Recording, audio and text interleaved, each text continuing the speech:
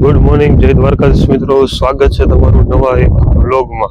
આજે તારીખ છે 20/2/2025 અને આપણે આપણા મોર્નિંગની શરૂઆત કરી રહ્યા છીએ આવા ખુશનુમા વાતાવરણમાં. ચાલો વોકિંગની શરૂઆત કરીએ હવે. चलो भाई देखो अब मैं क्या करता हूँ.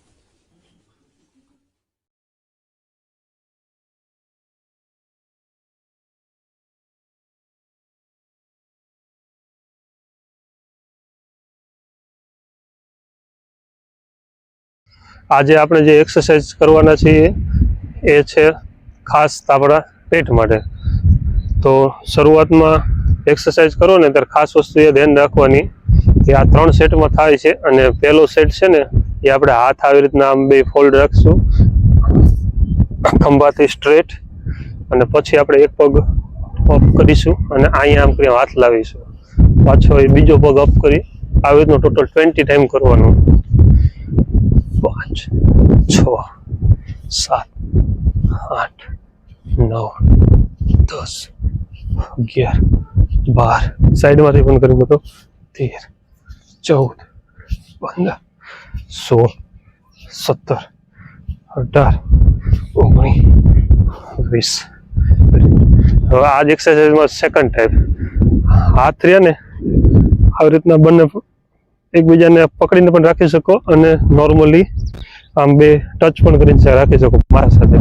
શરૂઆતમાં એક્સરસાઇઝ કરતા હોય તો લોક કરીને જ રાખજો. હવે આવી રીતનું કરતા હોય ને આ હાથને આવી રીતનું જ ફોરવર્ડ કરવાનો, આમ નીચે નથી લઈ જવાનો. એટલે હવે આપણે જે પગ અપ કરતા હતા ને એવી રીતનું જ પગ અપ કરવાનો. 1 2 3 4 5 6 7 8 9 10 સાઈડમાંથી દેખાડું તમને. 11 12 13 14 15 16 17 18 19 20. Very good. હવે આ જ એક્સરસાઇઝમાં હાથ આવી રીતના ફોલ્ડ રાખવાના અને થર્ડ ટાઈમ એમાં તમારે છે ને પગ ક્રોસમાં અપ કરવાનો. આ પગ આવી રીતનો ક્રોસમાં અપ કરવાનો. દેખાડું તમને. 1 2 3 4 5 6 7 8 9 10 11 12 13 14 15 16 17 18 19 20. Very good. શરૂઆતમાં એક્સરસાઇઝ કરતા હોય ને ત્યારે પગને બહુ અપ લઈ જવાની હાર્ડ કોશિશ નહીં કરવાની, નોર્મલી કરવાની. જેટલા પગ અપ થાય ને એટલા જ કરવાના. Thank you. અને હા, ઘણા પાસે પૂછશે હાર્ડ કોશિશ એટલે શું? ઇંગ્લિશ નો સમજાતું હોય. હાર્ડ કોશિશ એટલે શુદ્ધ ગુજરાતીમાં કહું ને, ખોટું બળ નહીં કરવાનું. હા, ખેંચે જાય રઘુ.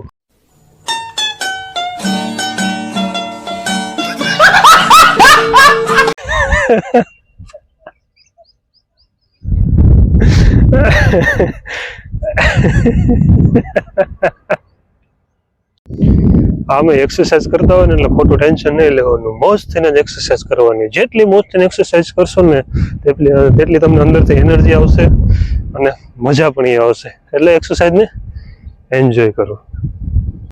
अच्छा हमको सिखा रिया है. अच्छा हमको सिखा रिया है.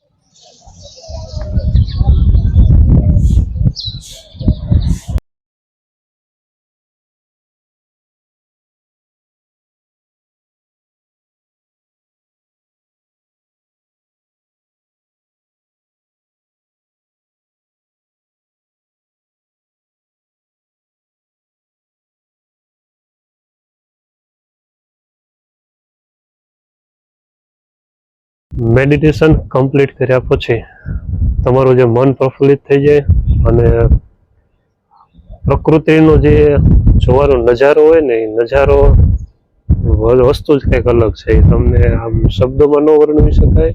એટલે જે ફીલ કરો ને એની જ મજા છે.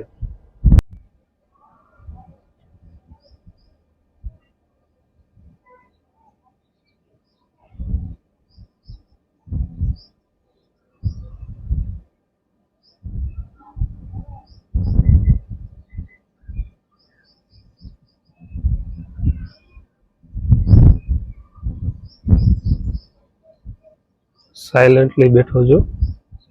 પાછળ જે પ્રકૃતિ રહે છે એમાં કોયલનો અવાજ હોય કે પવનના લીધે જે વૃક્ષોનો અવાજ હોય કે પછી આજુબાજુ જે આ પવનની ગતિ હોય બધું સાંભળવું છે. એક નંબર વસ્તુ છે.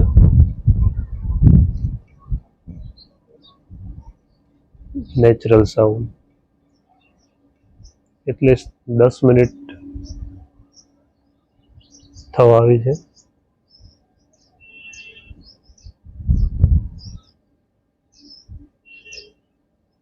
એકવીસમી સદીના યુગમાં જેટલો માણસ પ્રગતિ કરી રહ્યો છે તેટલો આ નેચરથી દૂર થઈ રહ્યો છે.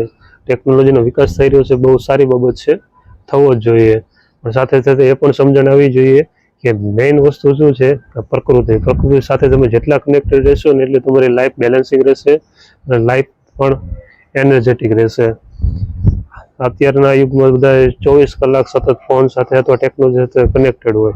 ફોન ના હોય તો ટીવી ના હોય તો બીજું કાંઈ કોઈ પણ ઇતર પ્રવૃત્તિ કરતા હોય, પણ સૌથી વધારે સમય જે પ્રકૃતિ સાથે માણવાનો હોય પ્રકૃતિ સાથે સમય પસાર કરતા નથી. એટલે જ માણસ તમે જોતા હશો કોઈ પણ માણસ દુઃખી હશે અથવા બીજું કાંઈ નાના મોટા એન્ઝાયટીથી ઘેરાયેલો હશે.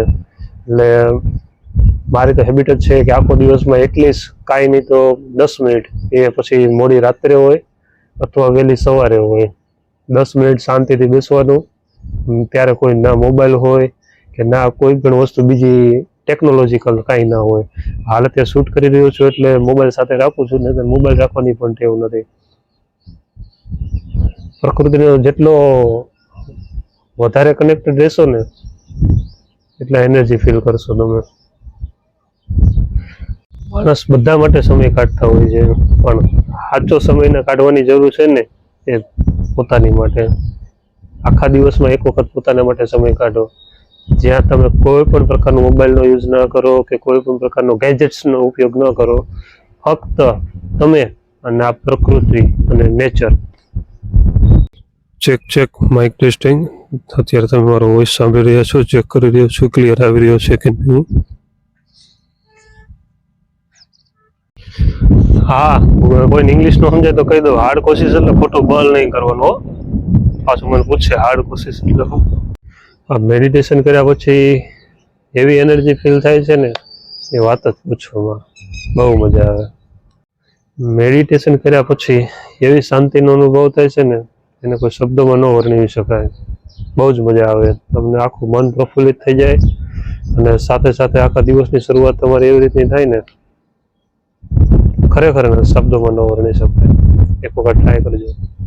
મેડિટેશન કર્યા પછી મન પ્રફુલ્લિત થઈ જાય તો વસ્તુ અલગ છે, પણ એવી શાંતિનો અનુભવ થાય ને કે આખા દિવસની તમને આમ કે બેટરી ચાર્જ થઈ જાય. મેડિટેશનનું સેશન કર્યા પછી તમારું મન એક તો પ્રફુલ્લિત થઈ જાય, સાથે સાથે એવી શાંતિનો અનુભવ થાય ને કે તમને આમ બધું જ સારું લાગવા મળે.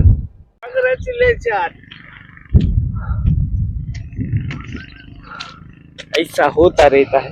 शूटिंग चालू तो છે.